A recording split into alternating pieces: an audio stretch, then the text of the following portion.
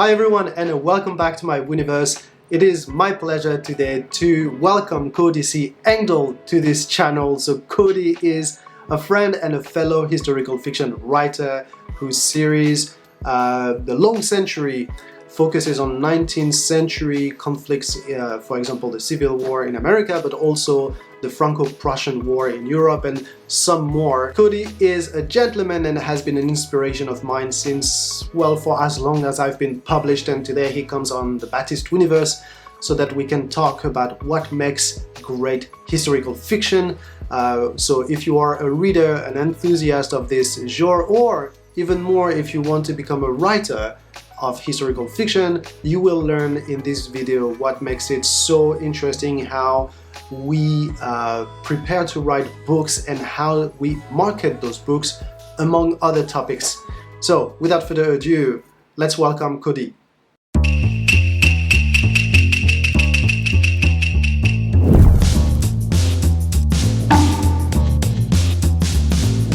Hey Cody, thanks a lot. Thank you very much for joining me today, Cody. A pleasure to have you as my first guest after a long break without interviewing writers and anyone related to the writing community. So happy to have you here. I'm proud to be the first. So I'm breaking right here. Nice. Well, I went on your channel, I think, almost by surprise once. I think you were reviewing one of my books, and I just left a comment, and you invited me, and we had a lot of fun back then. And I will mention it later, I believe, but you were also interviewed on the podcast Rock Paper Sword by Yes. Stephen M. Mackay and Matthew Harvey, and that was one of my favorite episodes of their whole podcast. You opened my mind to a bunch of things related to historical fiction in that podcast, and we'll talk about this later. But first, I want to talk to you as a reader of historical fiction. So, what would you say pulled you towards this genre? Maybe first of all, what kind of books do you love the most? And what are your favorite books in the historical fiction genre? Sure. So I have always been obsessed with the past, and I think it ultimately comes down to escapism. I was kind of a weird kid, and there was two things I wanted to do. I either wanted to live in a time where men walked around with swords and fought for honor, or I wanted to fly in space and fight against the Cylons and the stormtroopers and all that kind of stuff. So I think it was escapism. And then also as a child, like growing up in the 70s, a lot of I watched a lot of old like black and white swashbuckling movies with like Mm. Errol Flynn.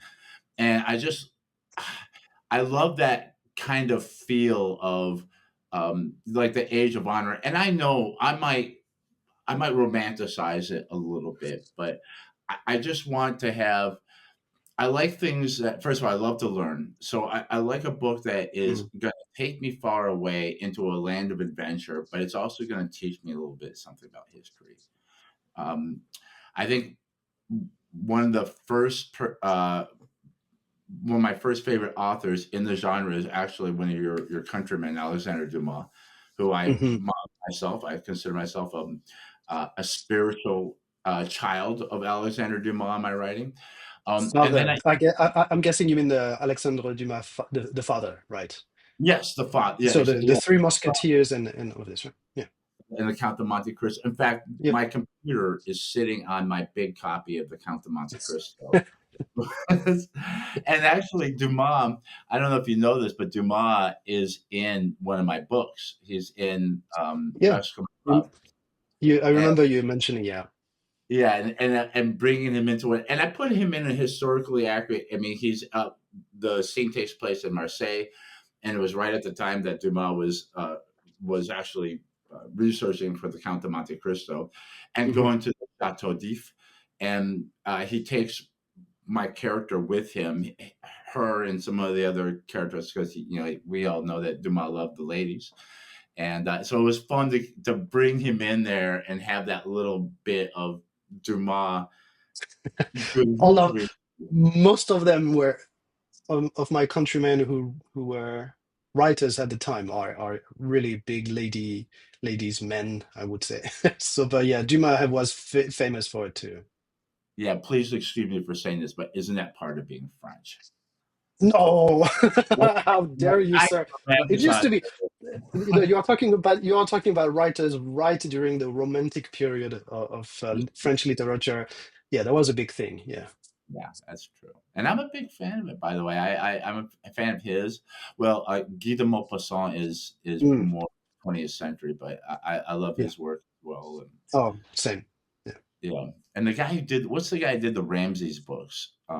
The Ramses book. Yeah, about Ramses II. If you haven't read them, I've read them in English, but there's a Nope, guy's don't doesn't ring a bell.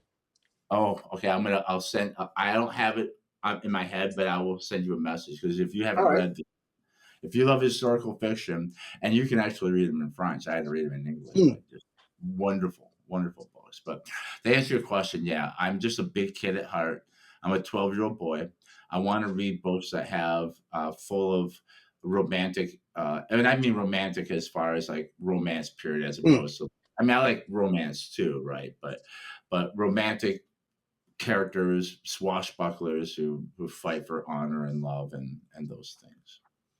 Yeah, I often find that I think I've had this answer from a few historical fiction writers that the Three Musketeers was one of the books that started them on the path of historical fiction, either as a reader or writer. And it's either one of those classics of historical fiction or the Bernard Cornwell and all of this that is more modern, right? But historical fiction wise, Three Musketeers seem to have started something pretty big in the genre. And you know what? I showed the movie from Disney from '93 to my son last week because he loved the Pirates of the Caribbean, but I wanted him to have this experience but more French. So I say, hey, let's watch this Three Musketeers movie, Yeah, and he loved it so much, even though it's a bit old now and not nearly as beautifully made as modern movies and everything. But I think this movie, this story of the Three Musketeers, really easily speaks to young boys, yeah. especially it clearly defines the genre. But It's yeah. Star Wars. I mean, it's D'Artagnan Mm, is a young man who goes off to Paris to find adventure, and Luke Skywalker is a young man, a teenager who goes off. I mean, in a lot of ways, there's a lot of parallels there, and yeah. show your son the ones they did in the '70s because those follow the books really well. The ones with Yeah. Richard Chamberlain and Michael York. No, Richard Mm. Chamberlain, but Michael York is in it, and those are fabulous. Well, we also have a bunch of French ones, Oh, so yeah. maybe I will show those to my son Uh, first. yeah, there's Yeah. one that was made in 2023 in France that I need to see. Was it? Yes, All it right. was a French production, and I can't wait to see it. All right. Fair enough. I'll check. I haven't checked anything French made in France in forever. They are about to take my visa, my passport away at some point. Like, you're no longer French. You don't watch enough French movies, and you keep writing in English. That's weird. Uh, so, so the first book that got you into historical fiction might be Three Musketeers, right? You would Yeah, I say. think I didn't know what it was. I didn't know that that Mm, was a genre, but I knew that because Three Musketeers fit with all that stuff that I loved mm, before.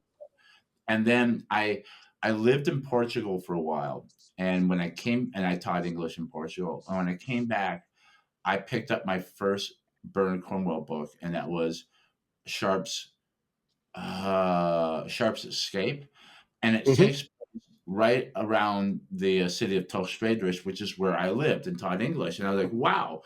And I read it. It was, Napoleonic Wars. And I think Napoleonic Wars are like probably one of my favorite eras.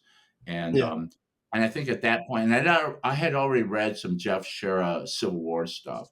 And so when I read that Bernard Cornwell thing, I think that's when I finally it clicked that historical fiction was a thing, that it was a genre, and then I went nuts. Like I that was in the early You, 2000s.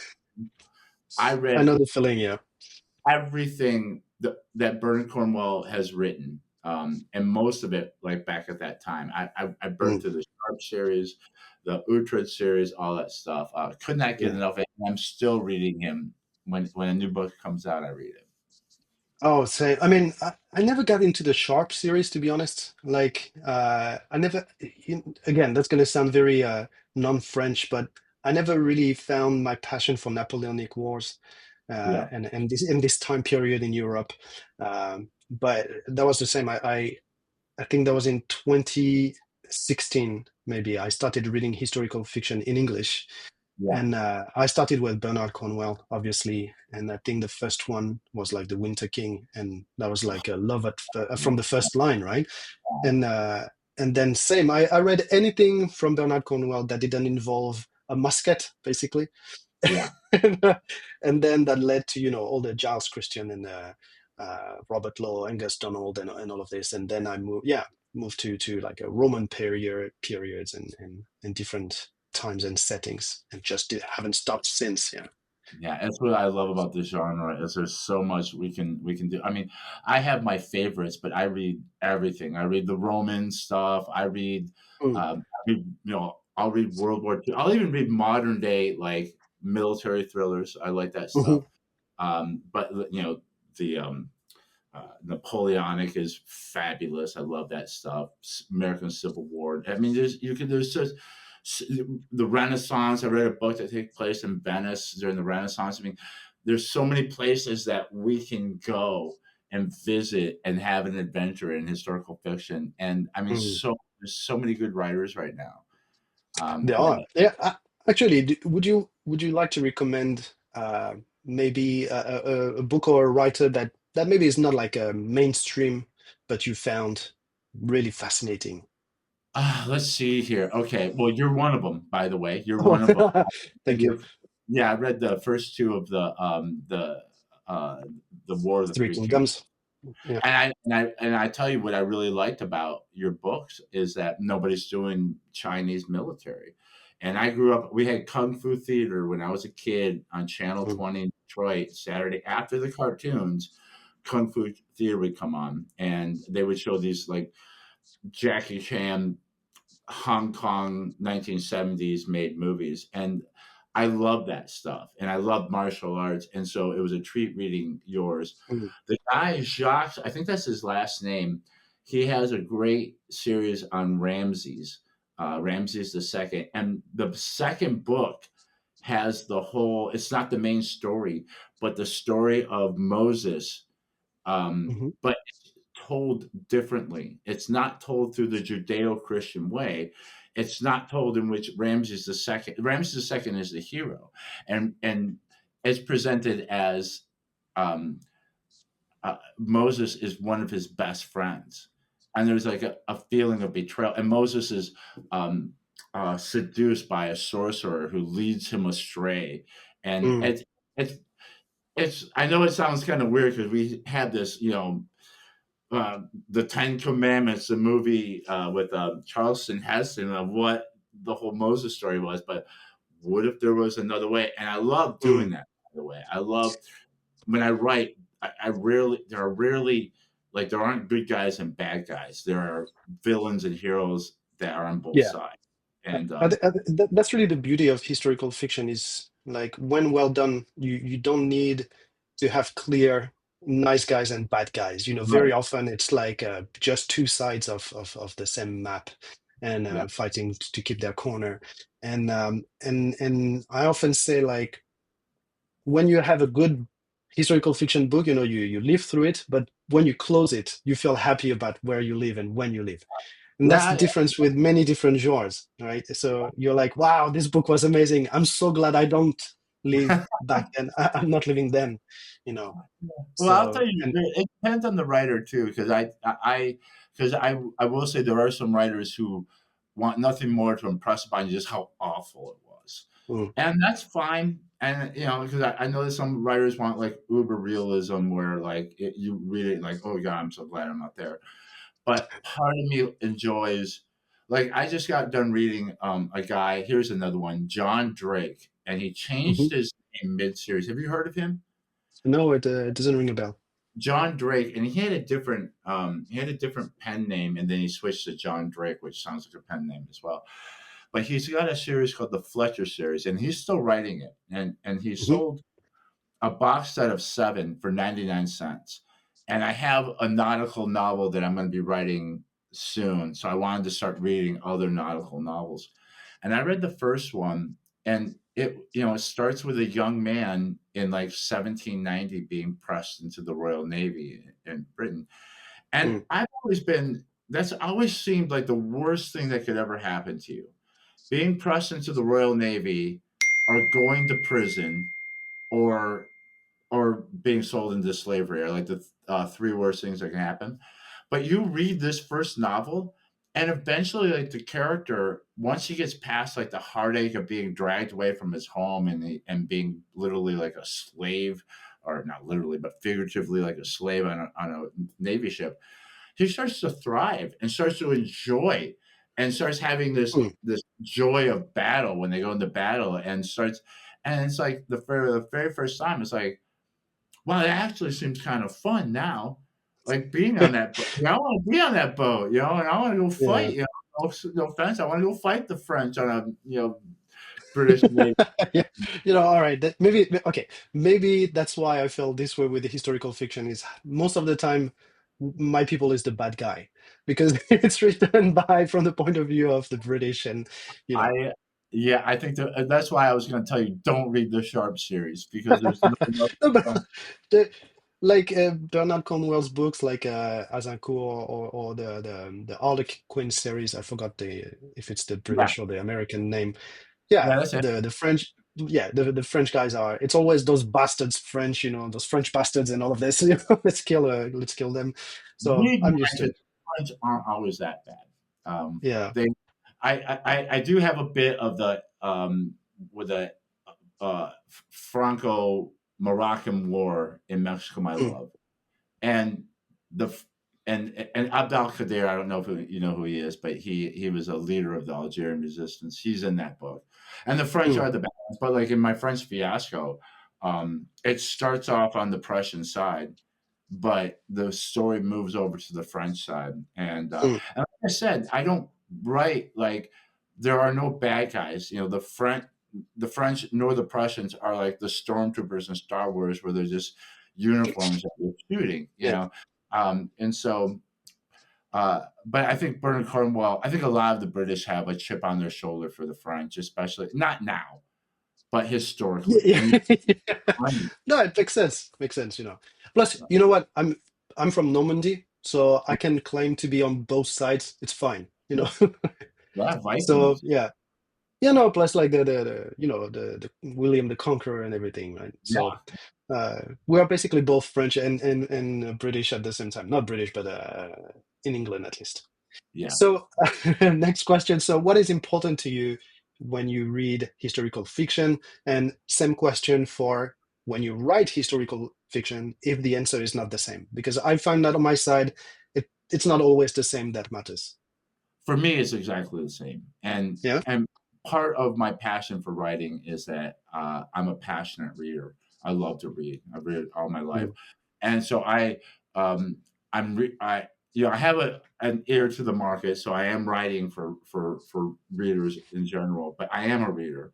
So I mm. write what I want, and I'll say this, Baptiste, as you know, like historical fiction is a wide, Yeah. wide.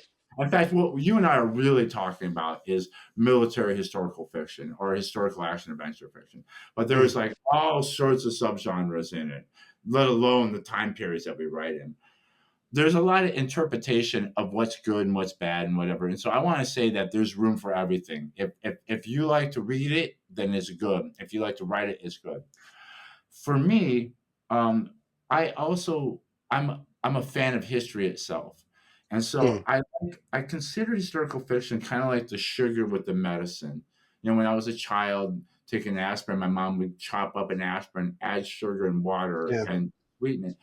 So as a writer, and this is what I like to read as well.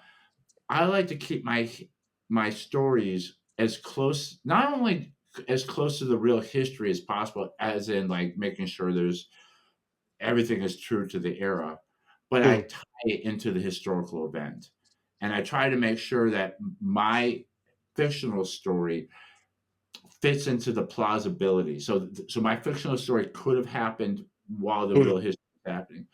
But I feel like my books, and this is what I like to read, so this is how I write, have a dual plot. There is my fictional Yeah. plot in which my characters are acting out their story, but then there's also an historical plot. Like my last book, The French Fiasco, it's about the Franco-Prussian War, and Mm, so the Emperor, Napoleon III is in it, and Otto von Bismarck is in it. So my hope is that you're going to enjoy my swashbuckling story with my character Carl, who's in most of my books.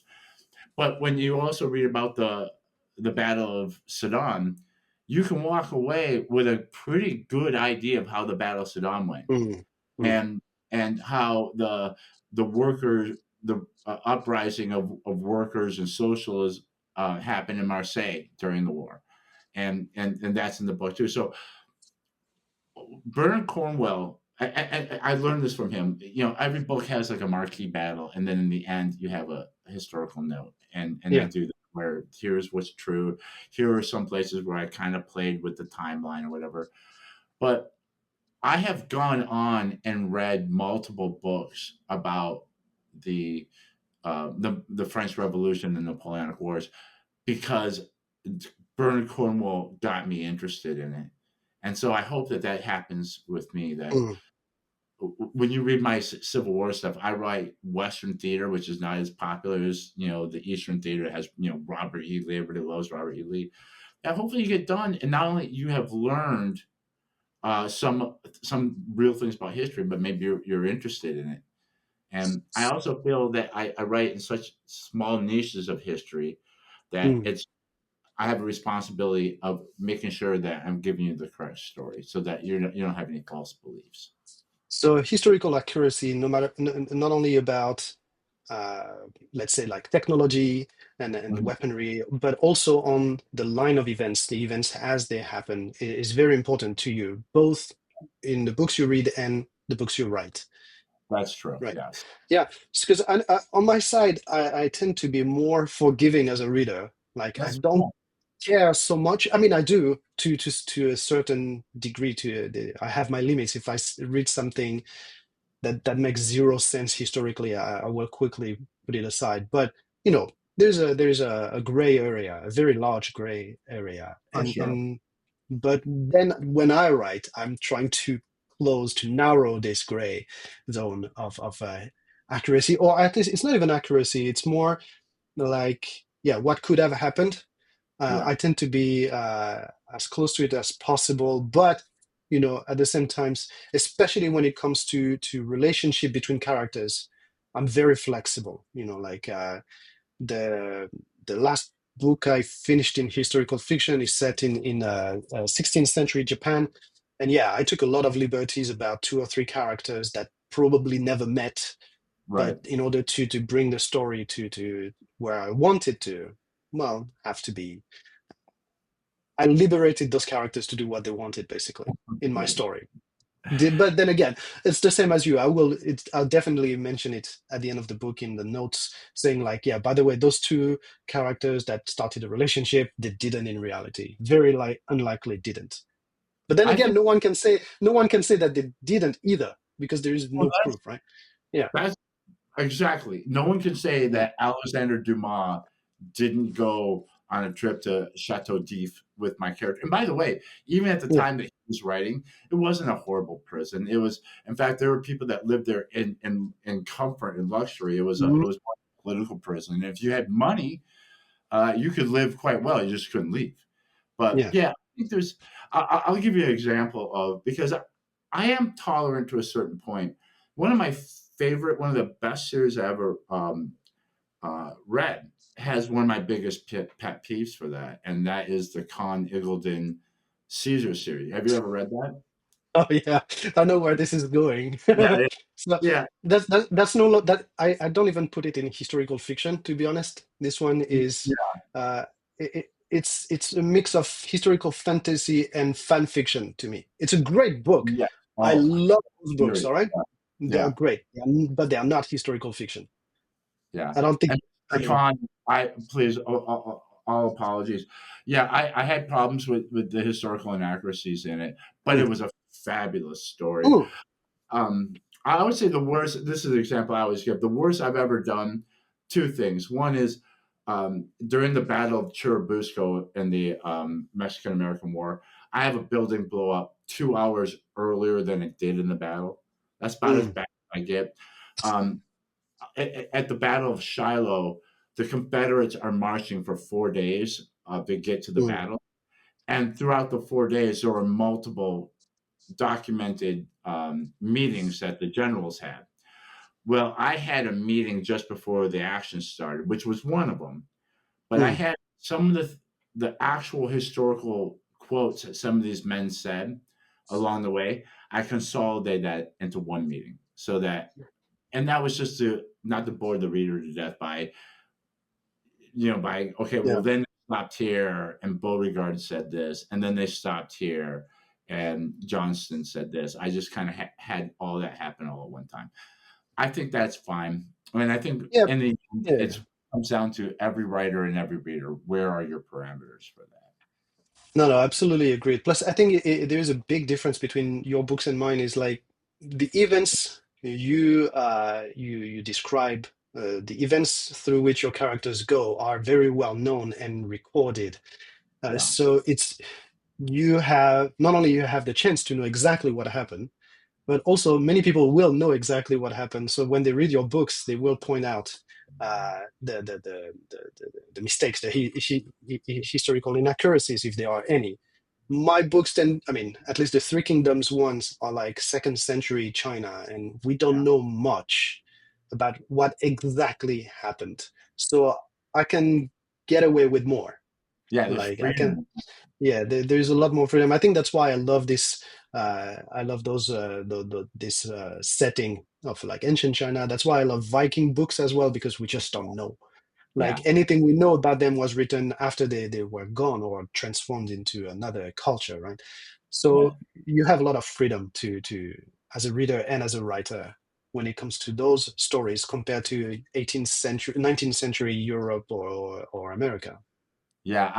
And I'll tell you, I think a lot of it has to do with where I started. So Mm, when I first decided that I was going to start writing, I could have written anything. I could have done the Romans. I could have done Vikings. yeah, I did an American Civil War because I felt like there would be a built-in audience for it.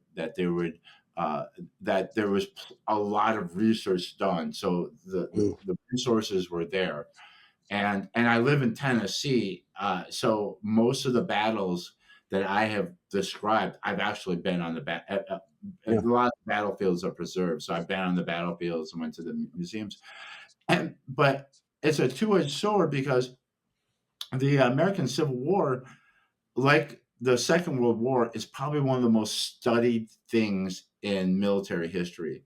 And so Mm. people know, I mean, people will argue about whether they had those buttons on their uniforms that year. So the fans of it, and I'll tell you, this is the irony of it, Batis, is that I thought there was a built-in audience. No, no, there's not. I love where this is going because that's the point that I wanted to discuss the most with you. Please go ahead. So, so American Civil War buffs are not novel readers. They're Yeah, not interested in it. Some are. There's some crossover, but you have this circle in the Venn diagram of historical fiction readers, and you yeah, have this circle of Civil War buffs, and there's just a slight little in between where they meet. So most of yeah. my readers are actually historical fiction readers and not Civil War buffs. And this is exactly what you said on the rock paper sword that really opened my mind to how to write historical fiction or how to market it as well, and then how to plot historical fiction books, because until you said so, until I heard you say so, I was writing my books with a reader in mind that was someone who knew the era pretty well, so I was like, okay, I'm writing historical fiction set in second century China, and it needs to fit what people who know this era know, basically. And then you said, yeah, the books of historical fiction that you write are not for people who know this history very well. Basically, specialists of this era are not your readers. And I was like, you know what, that's very true. and the people who actually, on my side, people who love historical China, like ancient China, are the ones who would sometimes point out my inaccuracies, that they were not crazy, like they would argue about like, oh, I don't think they used the stirrups at that Yeah. time. I think it only came 20 years later. I was like, oh my God, They're the worst and one. yeah. So plus that was an actual review comment I had in a review, the stirrups, and I was pretty pissed because I know for a fact they did use stirrups. But Yeah. anyway, just an example. But yeah, basically, if you are a writer watching this video right now and you want to write historical fiction, be aware that your main readership are not going to be specialists of that era. Yeah. It's going to be people who enjoy the trope of that era, and or might have an interest in that era. So, Yeah. and I think it changed a lot how I plotted my stories and how I researched. It didn't become a quest for 100% accuracies, but like, uh, what is the image people have of this time period and culture, and how can I give them as readers what they expect? Yes. Yeah. And I will tell you also, like early in my career, I think I did write a lot to try to impress the experts to Mm, let them know that I know too. But somewhere along the line, you're always in service of the reader. And there mm, are, I won't name any names, but there are some writers that I read that drive me crazy because they want to use the actual word yeah. to prove that they know. But your reader, and I don't want to have to look things up. So Mm, you should know what it is, but then at the same time, you don't have to use that word. Use the simpler one that your reader is going to understand, yeah. even though you know better, because you're just going to lose them if you get into the weeds with the technical stuff. Be a tour guide at a Mm. museum. You know, your mom, dad, and kids are there, and you're taking them on a tour of second century, Chinese warfare. Yeah, I think that's what Cornwell said too. Is like, research as much as you can, but in the end, you will only use 10% of what you found in your researches, and that's very true. Like, you Yeah, shouldn't try to put more than that. And so, like you said, for example, earlier, you merged two or three meetings in one meeting because that wouldn't make a very interesting story. The right. pace would be all over the place, right? Yes. If you went this way. So you have to serve the reader as much as you have to serve history, which is kind of the a fine line to walk on. Yeah. It is, and Mm, writing is a struggle. It should never be easy. It should never mm, be easy. We should always. I saw a friend of both of ours and fellow author. I won't name person, but I saw this person put up a video talking about basically what I would call imposter syndrome, about mm, someone who's very successful still struggling writing mm. this. I don't know how I'm going to get all these parts to come together. And like, yeah, and I love it because like I don't admit those things, but I go through the same thing. Yeah. I'm writing a novella right now, and it's the same thing. How am I going to get from point A to B and make it make sense? Will the magic be there when I sit down and start writing again? And it always is, but you have to fight through it. Writing Mm. should never be easy. It's because if it is easy, you're not pushing yourself hard enough. So yeah, it's a Yeah. No, continuous no, thing. that's very true. It shouldn't be easy. Then at the same time, it shouldn't be uh, too complicated. The end product shouldn't be too complicated either, right? So, and this is where books like the Last Kingdom series, so the Saxon Chronicles, are very interesting because historically speaking, they are impossible, right? Like, no one went through all those battles, right? And the Yeah, Sharp is the same. The Sharp series is the same, and I'm pretty sure your books uh, and mine are exactly the same. There is no way one guy went through all those uh, problems and battles and different settings, and the guy might have started at 18, but this last battle he participated into, he would have been 75 or whatever. right. Makes no sense. Yeah, Makes no sense. But that's fine because the point is to take the reader on this journey. And I think one of the best feeling I had as a historical fiction writer was someone telling me that they read my book and then they went on Wikipedia right after. yeah, And you're like, okay, I started someone's quest. just like Dumas may have started your quest, just as for me, in my childhood, that was Asterix, like you picked up the comic books Asterix, the from like ancient Gaul, and Okay. that made me open a dictionary to like, okay, what is a Roman, what is a druid, and all of this.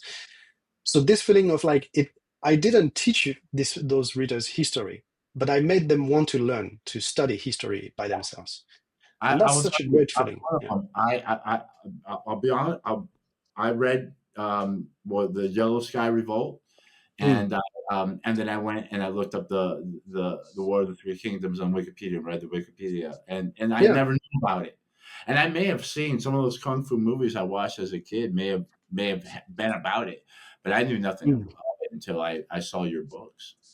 Yeah, I mean, I'm in Western countries. That's not a very famous story, but in China, Japan, Korea, probably Vietnam as well, the Three Kingdoms is basically as famous as the Caesar in Western countries, right? Those characters and so many of them are extremely famous, right? Some of them became uh, deities and or became legends, So that's why I wanted to bring this story to Westerners, being like, hey, there is this whole story that is extremely famous where I live, and that you guys maybe never heard about.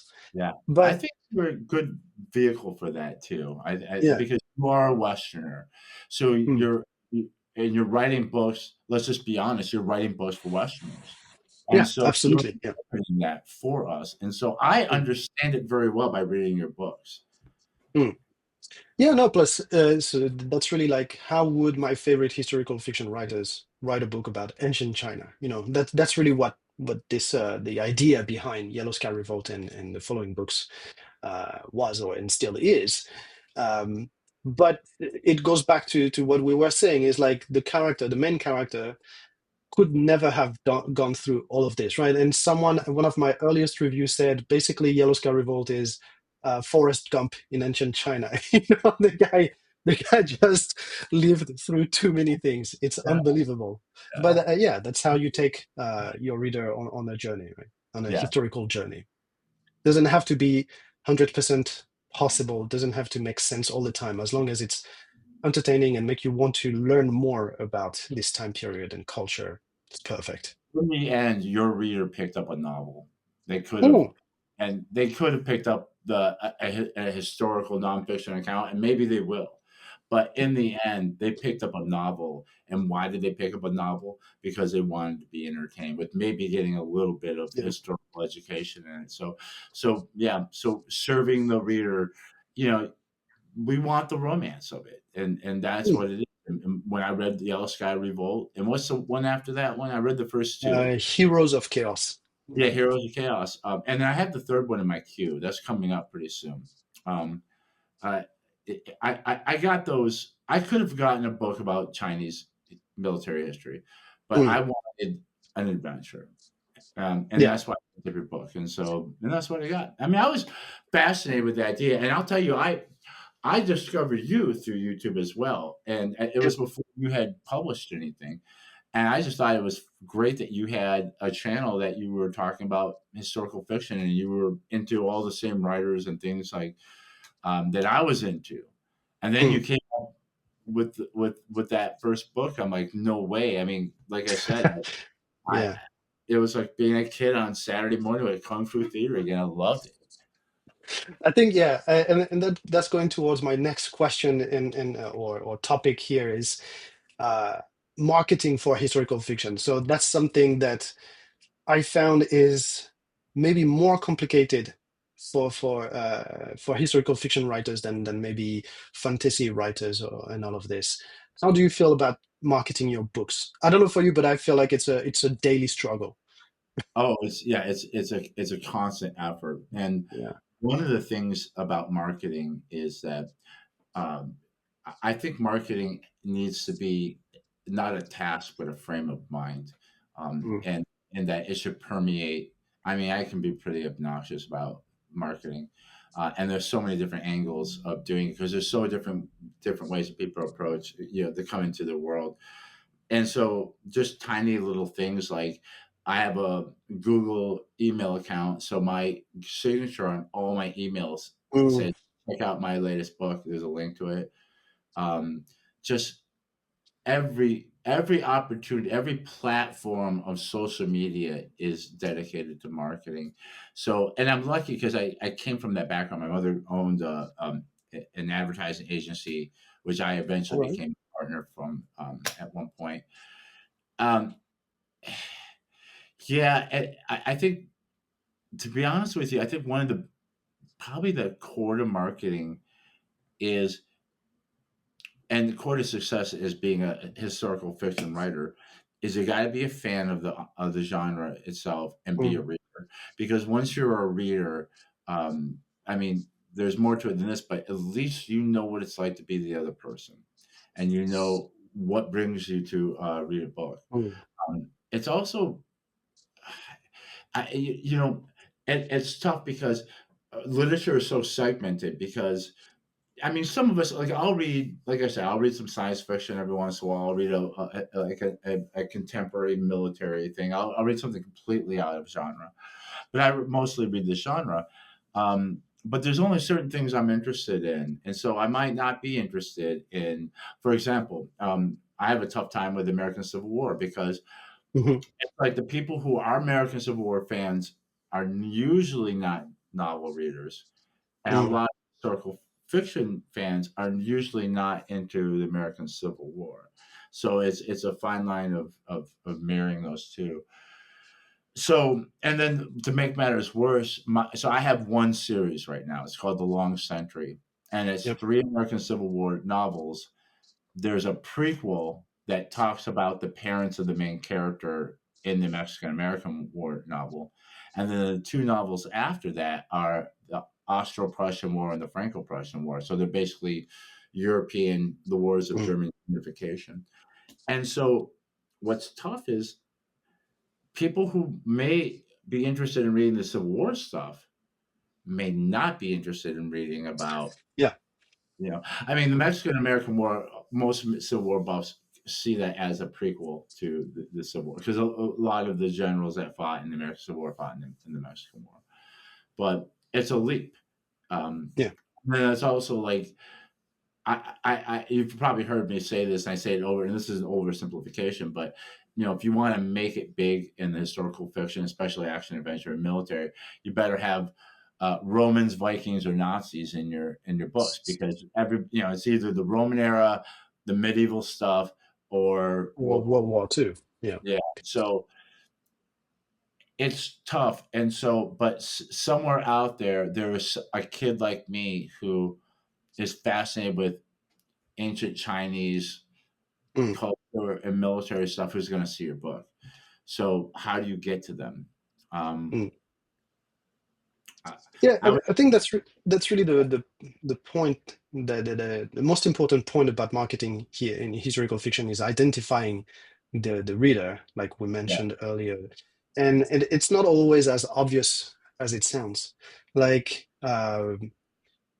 if you wanted to find to sell historical fiction set in ancient China, and you only look for readers of interested in this, it's not going to be a big success. You need to find who else might be interested in this book, or what have they watched, because it doesn't have to be just books, but what movies have they watched, what video yeah, games have they played that might tie uh, to this book. I think most my ads that work the best were usually not targeted at readers. They were targeted at like video game players, for example, or uh, or people interested in a TV show. Like yeah.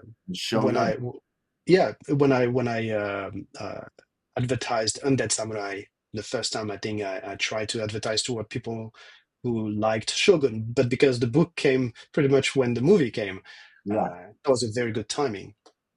So I think this ad particularly worked well back then. But yeah, very often ads don't work nowadays. I don't know for you, but on a practical on the practical matter, ads are not all very efficient nowadays.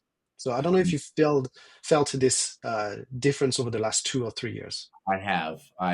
Yeah. So um, First of all, I would say that your baseline should always be book one on Amazon. You should Mm. advertise it on Amazon, and you can set that at a trickle.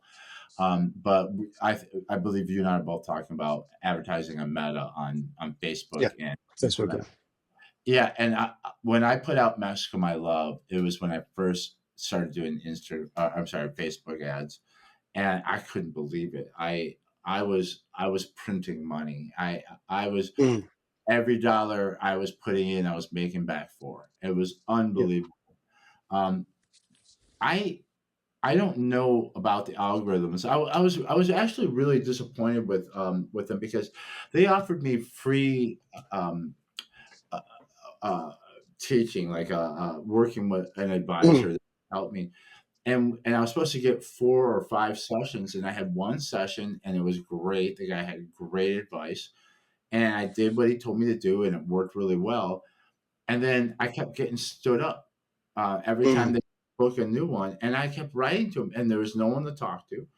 And Yeah. eventually, I gave up on it. But what I'm doing now is I'm constantly running ads on Amazon to book one of my series, and it's usually All right. book one and the latest book I put out for the first 5 months of that book. And then when I kind of rotate through 99 cents and 99 pence promos on Amazon, Mm. I run one of those at a loss. I will run ads on Facebook. And my rule is, and I'm playing with really low chips here, I'll go like $5 a day. Um, Yeah. and my rule is, and so 99 cent, uh, if I make back $5 that day, I'll extend it to the next day. And sometimes I'll get a good run where I'm making the money back enough to justify another day. But if I Mm. have one day where I'm not making that money back, I stop it because I've had months where I made a ton of money. And then when I factor in how much I paid in advertising, Yeah. you got You. to think about this. And I it's know sort exactly what you mean. Yeah. and I, whoa, wait a minute. I hardly made anything, but it Yeah. looks like I made a lot because I paid for it. So So, basically, you are giving money to Amazon and or Meta yeah, for selling your books, but you yeah, don't make a lot of in royalties. I mean, you don't, yeah, you don't keep that much of it. I know exactly the feeling. I've yet to understand how to make a good Amazon ad, to be honest. I did yeah, have a few that worked all right, never extraordinary, but I had more luck with Meta, with Facebook ads. And so for people who watch this video and wonder where to advertise, where to promote your books. It's so far, even though Facebook is not as efficient as it used to be in advertising historical fiction, it's still the place where my ads work the best. yeah, And they had to be tweaked over the last 2 or 3 years. I think by 2 years ago, you could just go very broad, and Facebook was doing pretty well with this. Now I went backwards on this strategy where yeah, I try to target a bit more. I'm telling Facebook, don't put this ad on anywhere beside Facebook feed, Instagram feed when it's for my young adult fiction. yeah, Uh, it's like, but otherwise, just Facebook feed and the age of the people I'm targeting, the gender, if I feel like it's important, and of course the location. But really, don't let Facebook tell you where to put your ad. You tell no, Facebook. Otherwise, they will they send it to wherever is cheaper. But that doesn't mean people who click on your ad will buy your book. yeah. So That's it why changed. Yeah, you that trust it. You let AI do it for you, and I fell yeah, for it, and it was awful. And it was only when I went back exactly. getting that I was like, okay, that I've got some traction from it. So I will say this though, Batiste, is that um, I think you and I still we have years and years and years ahead of us in our um, Mm, at our careers. And the biggest thing to me is I know that I'm not going to be making like a ton of money right away. So my biggest goal is more about building the readership mm, than it is making the money now. So if I'm paying money in advertising, but I'm selling books and books are going out there, and I love yeah, when people buy hard copies. I just had a bunch of hard copies sold in Germany the other day, and I was so excited oh, because nice. I'm Yeah, German history. That hopefully those books get passed around and someone's interested and reads one of my books because they found it somewhere, and then they go and they buy more. So I feel like we're in a building phase when it comes to a readership, and that Mm. will pay off in dividends as we add more books to our library and spread that out. Have you started an email group, an email list yet? I have, but I didn't put too much effort into a newsletter, an email list, and all of this. I know a lot of uh, people, a lot of writers or marketing advisors keep saying, emails, newsletters, that's where the money is. But Yeah. I've yet to find this. I've yet to feel the traction on the email side. Yeah, it's funny because I've heard. I don't know if you follow Brian Cohen. He's a marketing Oh yeah, guru. yeah, yeah, no, no. For Amazon ads, I remember he has a Yeah, good. yeah, he's great. I really recommend everything he does. But it's really funny because he's one of those people that he'll say, "Oh, don't try to do everything because you'll just get frustrated. Just pick the things Mm, you like and do those." And I asked, "Well, what if you don't want to do an email list?" He goes, "Well, you got to do that." So that's the yeah. only. And and I'll tell you this, I don't do a newsletter. Like I don't say, Mm, "Hey guys, it's springtime and I'm planting flowers. What kind of flowers do you plant?" Because I don't read that, and so I yeah. don't. But what I do is every time I have a 99-cent promo, an email goes Mm, out. I have a new lead loss. It's the Engdahl glossary. I gave that out to my list. If I do a lot of signings because I live in the South and I get yeah. invited Yeah. to things, special Civil War, because I play the fiddle, and that helps out a lot. I get invited to play the fiddle, and people buy my books. So I'll let people know when I'm going to be somewhere signing books. And then, of course, the ultimate is when I have a new book out. Now, I only have 96 people on that list right now, Mm, but I'm hoping that eventually I'm going to build it up to thousands so that when the next book out comes out, maybe even not the next one, maybe 10 years from now, I have mm, thousands on there and I say I have a brand new book coming out. And and and the one thing that has been impressed upon me is that first of all, these are dedicated readers. No one's going to join your list and tolerate you sending mm, them emails unless they truly are fans of yours and want your stuff. So these are, so when people unsubscribe, you don't want them because you want people who really want to be there. But you can say the wrong thing, Batiste, and then get canceled and get kicked off of Twitter or kicked off of Facebook. yeah. Fair You enough. Yeah. get kicked off of Amazon. Something could happen. And it does happen to Mm, people. No one can kick you off of your email list. No one can ever take that away from you. mhm. So frustrating because I think it'll take years before I see any benefit from it. Yeah. I'm built. No, I mean, Yeah, I go ahead. get that. No, no, no. I mean, I really understand the point of the email list, and I think, like you said, if that's something you enjoy doing, or at least it doesn't take too much effort to go on to write a newsletter, writers should do it. But I think I'm like you. I don't read. I don't join newsletters, and when I do, I barely read the emails sent to me. So, and because of this, I don't feel like sending anything that often. So my newsletters are going to be usually twice a year. I tend to give away a free chapter, a Mhm. bonus chapter uh, connected to my stories with my newsletter, and that's it. So because I don't read them, then I don't like making those Yeah. newsletters. But on the other hand, I love making videos. So for me, where I tend to focus my effort on marketing side would be YouTube or Instagram and TikTok to some degree, but I really don't like this platform. So I've seen your yeah, short, but yeah. you can send do a YouTube video and then send it to your email list. Yeah, no, absolutely. And I do some, I link them to my newsletters as well. Yeah. Um, but yeah, it's a question of where do you like to put your efforts? Like, where do you That's feel like there's going to be some traction? And the thing is, like, I'm guessing writers who become fairly successful have an easier time getting subscribers on their newsletters or email list. once So that, again.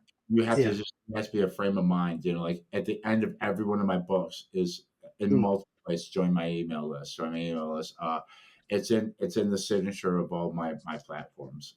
Yeah. You join my email list and steal what I'm doing because I'm not writing. I don't write a newsletter. I might at the bottom of it, like here's some things that are going on, but Mm. it's always this is on 99. It's always actionable for my readers. Mm, This mm, is mm. 99 cents. This is 99 pence. I'm gonna be here signing books. I have a new book coming out. It's never like, hey guys, happy. No, no, I get it. um, So, eh, yeah, go ahead. so you would say like one of your advice to new writers in no matter if it's historical fiction or other writers, but especially historical fiction writers, would be start an email list fairly early on. Don't expect it to explode. Uh, it's like the your sales, your royalties. They will come at some point. You Yeah. know, when you have more books. So. I don't know, but I think that's something that I've noticed as well is like either you make it from your first book is a hit, Yeah. or it will take, 10, 15, 20 books to get anywhere. I think So, best success is this. You always see these like the rise and fall of people, and it's always people who get successful way too early. Um, mm, so there's some because you don't appreciate it, and I think there's this a slow aggregate effect of writing books, putting books out there, and I would say this to a new writer. This is the how I would build it from scratch. Start with social media organic, okay? Build a start putting yourself out there in social media. Make yourself public.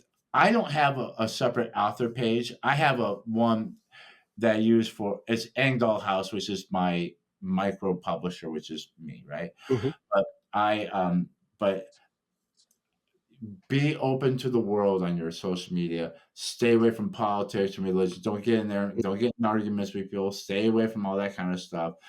Be someone that people, what do they say, like, trust, and what is it? Know, like, and trust, right? mm, So build that out there. Get your links to your books, your author page, in your bios. Um, start advertising your book one on Amazon with low bid ads. Follow the Brian Cohen method. I think he's got it figured out. Once you feel like you want a little boost, you can play with Meta and Facebook, but it's like mm. playing craps. You can Yeah, win fast with craps, you can lose fast with craps, and and just make sure like you're thinking what are all the things I can link. Every one of your books should once you have the next book written, make sure you put a preview for that next book in the end of your last book. Once again, the link to yeah, your Facebook group is out, or I'm sorry, your email group, and you slowly build from the ground up, and it's just mm, an aggregate things. Dozens of readers become hundreds, and hundreds become thousands, and it takes time. yeah. But what's really interesting is I keep track of like my average royalties per month, and it's sometimes it's hard to see the growth in the doldrums, but when you look over time, you're like, look where I Yes. was 2 years ago. Yeah. I'm complaining now about what was a great month for me 2 years ago. So Yeah, no, yeah, absolutely. Yeah, I think that was one of the big lesson I had over the last few months too, is like if you just look at your royalties on a day-to-day basis or even months to months sometimes, you don't feel the growth. But yeah, after you had 4 or 5 books out and you can see the difference in the release of the book and uh, how the release of the a new book impacts the sales of your backlist, yes, uh, that becomes interesting. So unless you are one of those uh, first book success stories, yeah, just enjoy the process, write as many as you can, make them look very good and well edited and all of this, and it's gonna slowly happen. yeah, I know yeah, I hope you are in the same situation as me right now, where you can feel this growth too. It's too slow for how to say this. The progress feels slow when it happens, but then yeah. when you look back, it looks pretty good. Yeah, it feels pretty good. Yeah, and you have to remember that. And sometimes you need to. It's good to every once in a while look back and just to keep yourself in check. And in the end, I think that you and I share the same passion, and I think that's what really drives you. Because I will Mm, tell you this right now: if you're looking to get rich quick, get a real estate license. You're not. yeah. You're not gonna do it. But if you have a passion and you Mm, enjoy the struggle and that, and I'll tell you, like sometimes I'm struggling, I get the writer's block, and then I have a breakthrough, and that feeling mm, of relief when like I've written, well past my daily quota, because all of a sudden it was there. There's nothing like in the world. There's a lot of mm, despair. There's a lot of a lot of imposter syndrome. Sometimes I can't believe I wrote the books I did. Sometimes I'm worried I'll never write a book as good as I already have. But there's times like that. But there's so much joy and excitement in it too. And I think you just really have. And I think the process weeds the people out. I think the people that stick with it is because mm. And it always makes me sad when I hear about authors dropping out. I know of two. I won't Yeah. name them. Recent, I feel like recently there have been a bunch of writers who published their first book pretty much at the same time as me within the next Mhm. previous 6 months, next 6 months, who decided to stop. And yeah, it saddens me too. I understand, I completely understand why they would stop, but yeah, I feel sorry for them too. And Yeah, but when you do it with passion, yeah, it's easier to face the struggle, the hardship of yeah. it. And I say to okay, for example, I do a lot of signings, and sometimes I'll drive like 4 to 6 hours to go someplace to set up a table, and I never pay for tables. It's kind of my rule. But if Mm. I can add to your event and you want to invite me, I'll come. But I don't pay for anything. Um, but I always say, it's a lot of effort to pack everything up and go there and then sit at my table and play my fiddle all day. I tell my girlfriend Laura, I say, if I go all this and I do all this and I sell one book, it's Mm. worth it. And I usually sell a lot more than one book. But Yes. I Yeah. feel like as long as people who I don't know are Mm. buying my books and enjoying them, regardless of how many, that's success to me. And Yeah. it makes me happy. And like I said, I get excited like to break into a new market. Like I sold some physical copies in Germany out of nowhere, and it makes me a little nervous because it's the Prussian Prince and the French Fiasco, which are both very German history books. So like I'd be terrified if you read the French Fiasco. I'll tell you that. No, I will never read this book because that was supposed to be the title for my autobiography. So, You can so use it. I Give you no, I'm kidding. permission. I give you permission. You can use the title. The French Fiasco. I like it. I don't. I Yeah, think I'll. nobody's used it before. It's Sorry, I didn't hear. Actually, I'm surprised nobody's used that title before. I did a search, and there Yeah. might have been. There is a Prussian Prince novel out there that's not mine, but that one's a World War II. My Prussian Mm. Prince is about not only is it about the Austro-Prussian War, but um, uh, Crown Prince Friedrich Wilhelm is in it, who is the Prussian prince in the story. Yeah. All right. You can't All right. own the. That's right. Last question on my side. What is next for you? So in terms of writing, you mentioned a novella, but also, what are you reading or what are you going to read and or maybe watching? What's Okay. next on your agenda? Okay. So right now I'm writing the Underground Railroad Ball, and this is a novella that is going to be free and exclusive to my email list. So this is what we're Hmm. talking about. If you're listening to this, reach out to me and I'll show you how you can sign up for my email list. It's going to come out maybe this fall. Right now I'm sitting around 8,000 words. I'm going to try to keep it, if 20 to 40,000 words. I don't want it to get too long. I'm Mm. really enjoying. It's a prequel to my first book, Rampage on the River. It takes place All right. in Detroit. I won't go too far with that, but that's what I'm writing right now. And I will tell you this: I am treating it. I'm never going to make directly $1 on this. I'm. It's a free book, but I'm treating it just like any of my other novels, and I'm really enjoying writing. And it's an experiment in writing a novella. Hopefully, I can keep the word count down. After that, I'm writing a novel called Black James, and Black James is a pirate novel, and he is a character who is mentioned multiple times in my Civil War novels, but Hmm. he makes a big appearance in my novel, The Mexican Mexico My Love. So I want to do, and this is going to be adjacent to the series. It's not going to be a numbered book, but it's because Mm. it's take place basically before the series. But it's going to be very different for me because it's going to be more of a character novel, and Hmm. it's not going to be tied to a war or a historical event. Although the historical accuracy was going to be there, and there's going to be some things in the some historical events too. And it's going to be a nautical adventure about a 19th century pirate, so past the age of pirates, Yeah, but the age of that's the pirates. golden age. Yeah. Yeah, it's going to be more about, like when you see Black James in Mexico My Love, he's got a steamship. Um, Mm. and then I'll probably go back to the numbered books of my series. That series right now is my plan is to take it all the way into the doorstep of World War One, and then I have Mm. all sorts of ideas of what happens afterwards, and doing some other series that happen, including a Napoleonic series possibly. Oh Um, wow.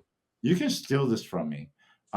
We need a French sharp because I enjoyed writing about French military, and Yeah. we need a French sharp, and I have an idea for it, but I won't go too far into that. And anybody who's listening, you can steal it from me because I haven't gotten to it. And I would love to read it. Um, so that's what I'm doing with writing right now. Of course, I just put out the French Fiasco in April, and it's my best launch yet. As far as reading, I am reading. So I buy a lot of 99-cent novels, especially if Hmm. they're friends like you. Like you're in my queue. Uh, I'm reading Stephen A. Mackay. He'll correct you if you say McKay. It's Mackay. It's McKay here Okay. in the United States. Sorry, I mispronounced his name many times on my channel. Then. That's okay. I have no one says my name right, although you do. I'm reading Sworn to God, which is not a Hmm. novella. It's a short novel. I think it's around 50,000 words, maybe a little longer. All right. Stephen A. Mackay. It's fun. It's kind of a mystery thriller about a cult. And I'll tell you, it's because it was 99 cents, and Mm. this is part of my okay. This is part of like my whole scheme, right? I believe as a writer, I should be a reader first, and I believe that it's my job to read other novels like Stephen M. Mackay. I believe to be a contemporary of ours. He's a rival, a colleague. You know what I'm saying? Um, Yeah. Yeah. so read your contemporaries. I'm not writing medieval like he does, but we share readers. Um, Mm. and so it's good to read what other people are reading. It's good to read outside the genre as well. So I'm enjoying it. But one of the things I do is I read people's novels and I review them. Now I give everybody 5 stars because I want 5 stars. And there's plenty of people out there that are going to give you, 2 stars because they don't think they had those stirrups back then when they did, right? So I'm Yeah. trying to like level out the jackasses that are giving back because I got reviews like that too. Um, but I put that review on Amazon and Goodreads to help the writer because Mm. I'm for readers, I'm for writers, and if I don't like it, I won't review it. But it has to be really bad for me not to like it. But then I put it on my WordPress account, so I have a blog, and in it is embedded a review, a, a preview of that novel plus the preview of my novel, and then Mm. I I tag the author. Usually they're very happy about it and they share it. Well, at the very bottom, hey, there's by the way, By the way, yeah. there's, the French Fiasco. Check that Mm. out. So that's what I'm reading. I was watching Andor with my girlfriend, and she's just Hmm. not. And she's my age. Yeah, I'm 54. I went to Star Wars when it came out in the theater, right? Um, she's just not feeling it. We did Mandalorian with the cute. We just did the first few seasons with the cute, Yeah. baby Yoda. She's just like with Anders. She's like, I don't understand what's going on, and I explained to her, and then we watch it. We're always drunk by the time we watch it, so she's like, I don't know Mm. what's going on. So finally, she dropped out. So I'm gonna have to finish that on my own. What I am watching though, um, Mm. is the Pee Wee as himself on HBO Max. So uh, I was a big fan of Pee Wee Herman, and I didn't even realize he had a children's show. I was a fan of Pee Wee Herman when he was more of an adult entertainer, not an adult entertainer, but his comedy Yeah, was. no, no, I get it. And so I saw him when he first appeared on a Cheech and Chong movie, and I saw him when he was on David Letterman, and the movie came out. I thought it was the funniest character ever.